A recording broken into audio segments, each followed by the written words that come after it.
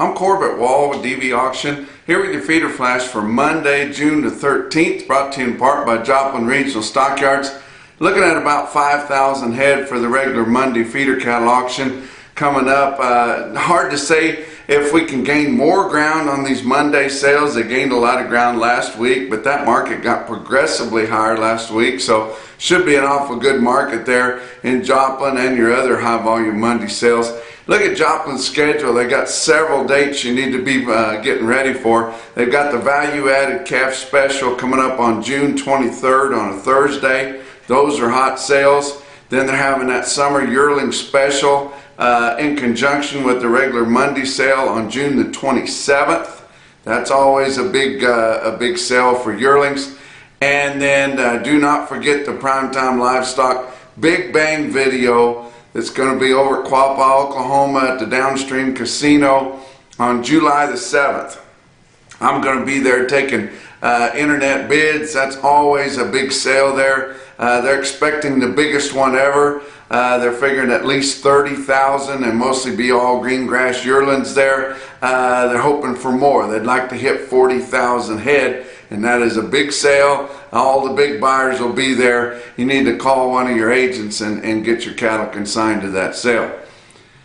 On the edge of common sense, and why did I entitle this report that? Because it makes me think of old Baxter Black and Livestock Weekly, which I read for many years before the internet got so big. Baxter Black always had a column in there, and he called it On the Edge of Common Sense, and that kind of is a good title for this past week's feeder cattle market, as crazy it was. But Baxter Black passed away over the weekend. I believe it was Friday evening at 77 years old. And if you were like me, and of course doing what I do now, and I wrote these kind of reports for several years, you know, you looked at Baxter Black with admiration, even though he was mostly doing it as a satirist and doing it for comedy. You like to throw in a little bit of something somewhere so people enjoy getting the information, and I try to do that. I'm not saying I'm trying to copy Baxter Black, because I'm sure no poet, but you know, growing up the way I did, there was three broadcasters or people that you listen to that made a big impact in your life. Rush Limbaugh, Paul Harvey, and Baxter Black. And I always looked forward to reading his columns, listening to him. That was the best thing. It was on the old DTN machines that we don't see hardly anymore. But Baxter Black on Monday was always interesting to listen to there. But Baxter was not a close friend of mine, but I did have several conversations with him. I had the opportunity to meet him several times.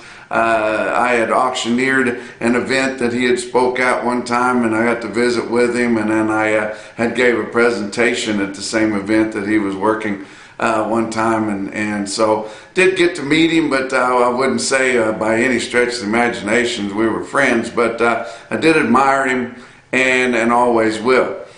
I also want to give congratulations to Will Epperly, who I affectionately call Little Willie.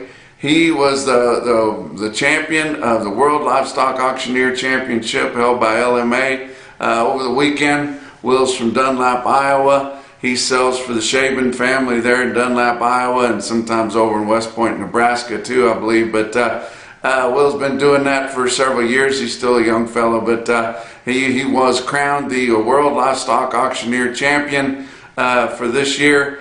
And the reserve champion, very, very good, Justin Dotson from Welsh, Oklahoma, and my friend Jacob Massey from Tennessee come in a runner-up champion there. But Jacob and I played golf at the King of the Ring contest last summer, and I had to carry him around that golf course.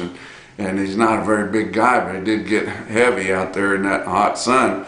But the three guys that I had picked, which I gave you three names at the end of last week, they all three made the top 10, but none of them cracked the top 3, but that's just the way it goes. But they had that sale to have the contest in Shipshewana, Indiana.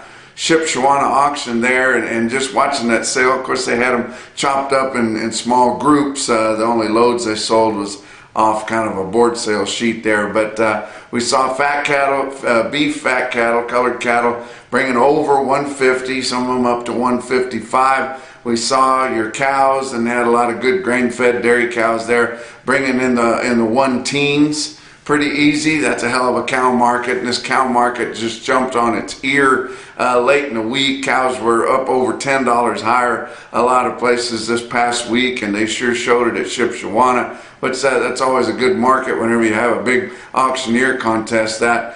But the bulls, my gosh, what the bulls brought, more than the fat cattle. But you think about where you're at there, and that's a Mennonite Amish part of the country there. You get a lot of specialty meats people in there. When I was in Pennsylvania, we had a lot of those too, and it was unbelievable what some of the bulls, the real high dressing bulls, would bring.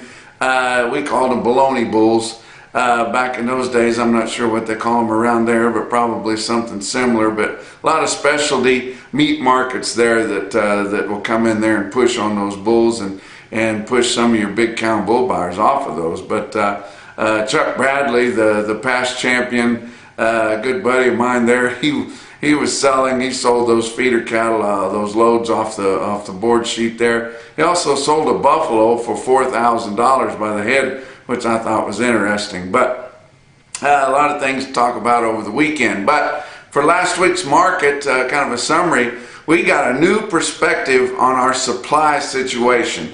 It was completely uncovered last week. Some of us were kind of thinking that it might peek its head. We didn't think that it would probably become evident until later in the summer, even maybe closer to fall. But there is no doubt now that all these cattle that we've been thinking about that were going to hit the market because of the monster cattle on feed reports that were showing our inventories were so big. And likely there's a lot of cattle on feed there, but something's off, because those cattle are showed to be heavy on the backside, meaning that they were going to be coming to your show list pretty quick. Our show lists are very, very current.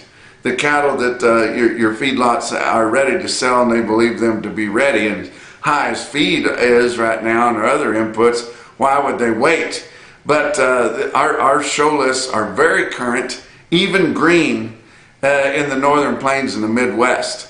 And I hear guy after guy telling me, people that I know that live up in Nebraska and Iowa and are active in the market, saying that these packers are hungry for cattle, and they're really looking around at your small farmer feeders around there, a lot of them that they don't know, so they're going to some of these selling agents, like Producers of Omaha and places like that, looking for finished fat cattle that will grade. Because they're very hungry, and they're just the show lists are so green, and they're active out there in the cash market. And those guys in the northern plains and the Midwest, they've got leverage. They didn't sell a whole lot of cattle this past week, early in the week, and what happened? The market got higher. Never heard of such a thing. The guys in the southern plains think you have to have some kind of an AMA to get a higher price. Nope, in the northern plains, you got the cattle, you know they want them, you ask more for them when you know they need them, and they pay up. It's amazing. I think they call it negotiated trade.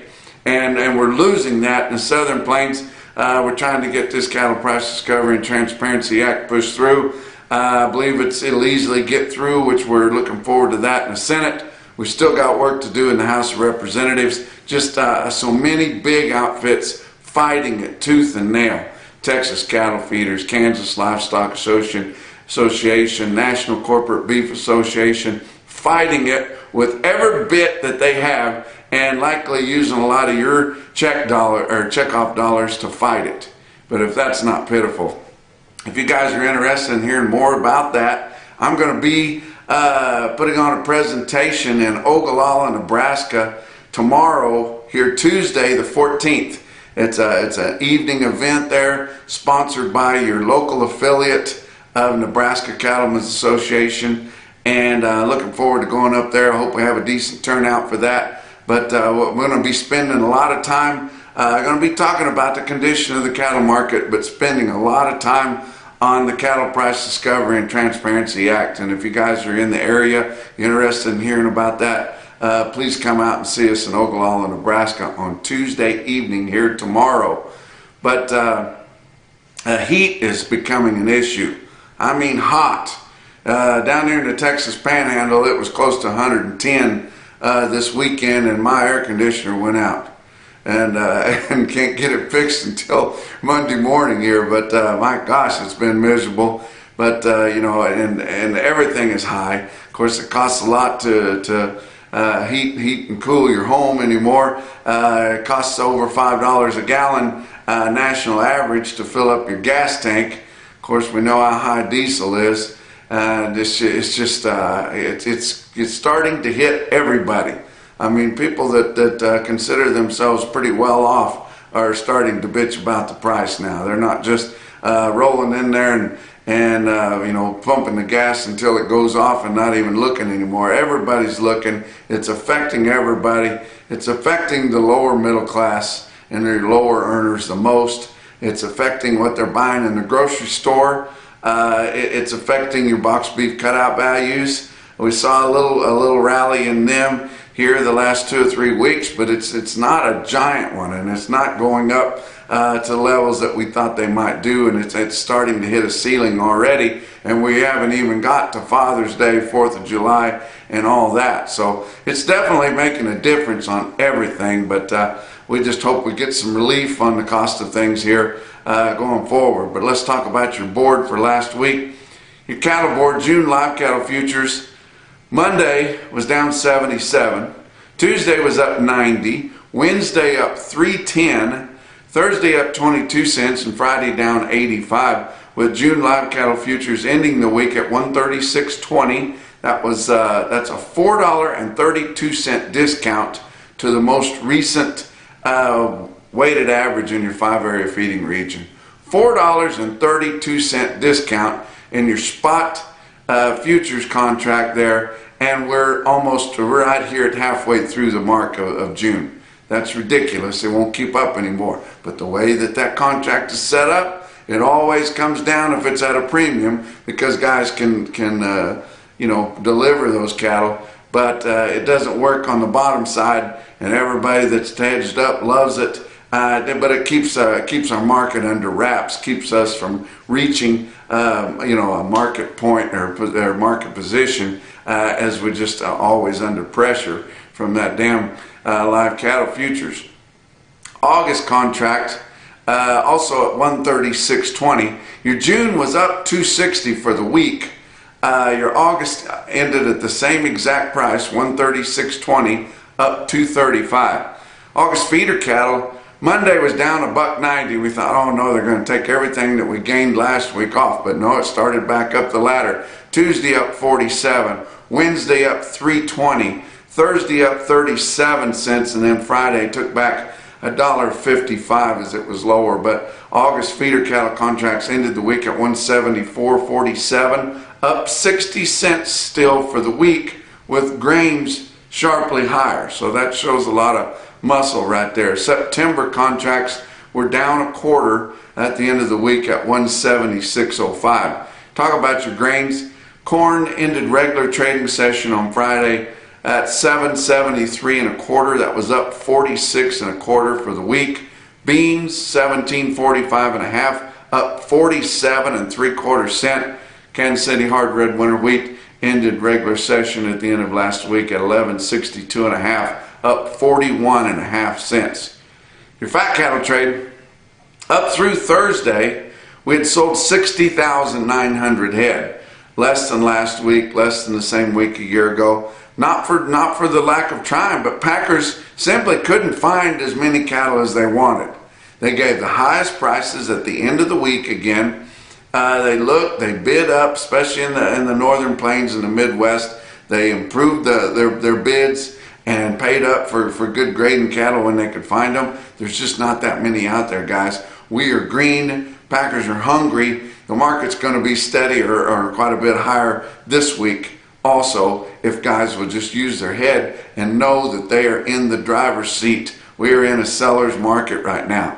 How about your market for last week on fed steers and heifers? Negotiated trade out of your 5-area feeding region ranged from 136 to 145. That was $1 to $2 higher in the 5 area. Your weighted average through Thursday was 140.52. That was $2.68 more than the same time the previous week. Gained a lot. Gained more than we lost the 2 previous weeks. So we're sitting pretty good, guys.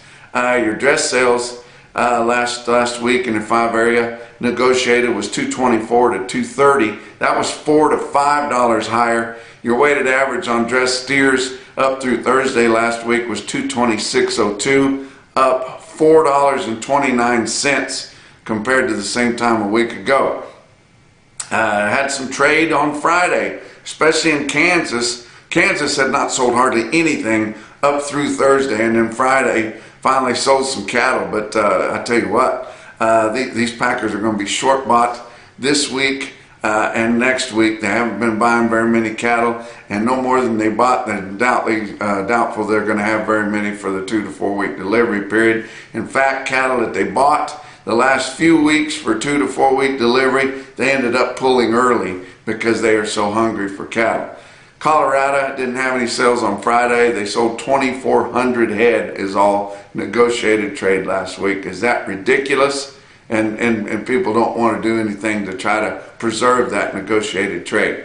Iowa, 700 head on Friday, 18,900 for the week, which is really light for them. Live sales on Friday, 143 to 145. That was $2 to $3 higher late in the week, and dress sales at 225. Nebraska, only 400 head on Friday, 27,600 for the week. Friday sales were all at 143.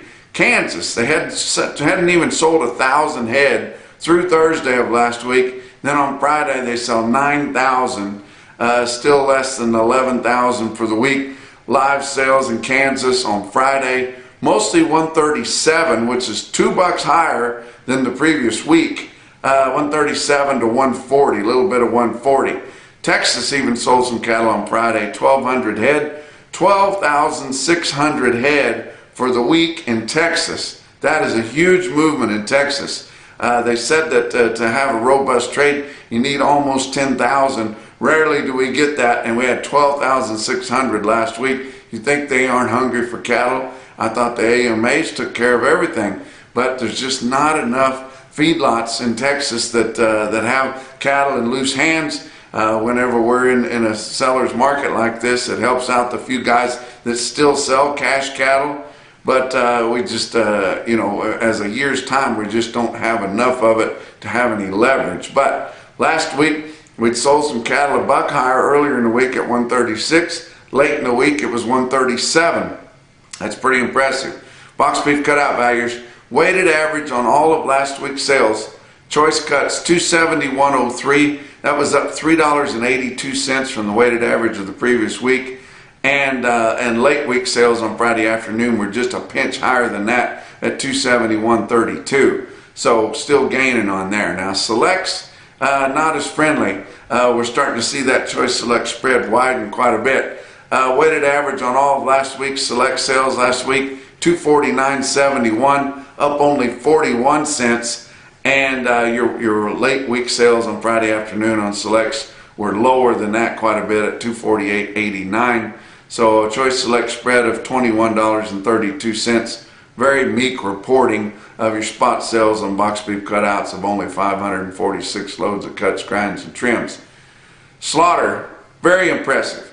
Heavy slaughter. We're likely to see that for the next few weeks, but man, did we see a big one last week. 674,000 harvested last week. Couldn't really compare with the previous week because of the Monday holiday, but 4,000 more than the same monster week a year ago. So very aggressive slaughter, even though they're not being able to find as many cattle as they want, and they're not finished as much as what they would really like, but they've still got to have them to hang on the hooks, guys.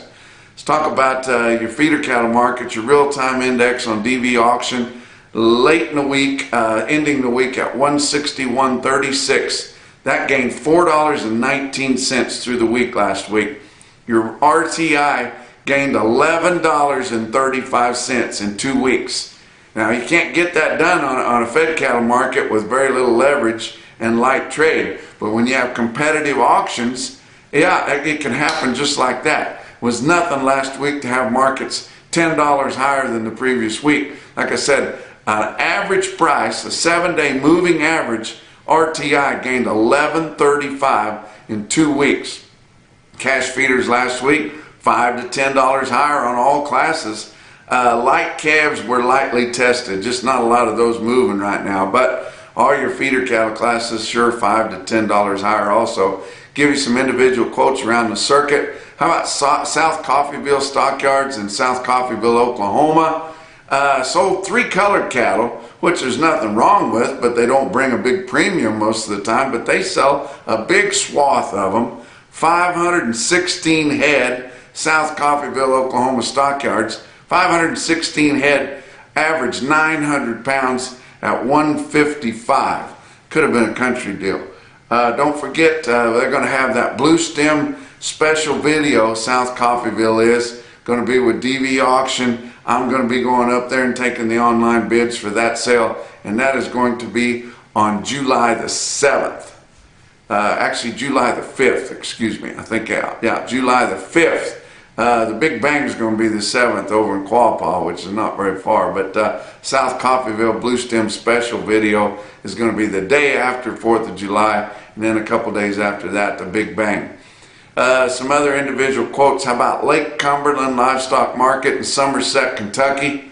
116 head, 894 pound steers standing in the ring in Somerset, Kentucky at $154.75. How about Winter Livestock Auction in Winter, South Dakota? They sell 2 loads of 1,043 pound steers at $153 on Friday. But the best quote that I saw anywhere late last week, National Beef Wire top quote for the day, come out of Lexington Livestock Market in Lexington, Nebraska. 148 steers, weighed 848 at $172. And that's your feeder flash for Monday.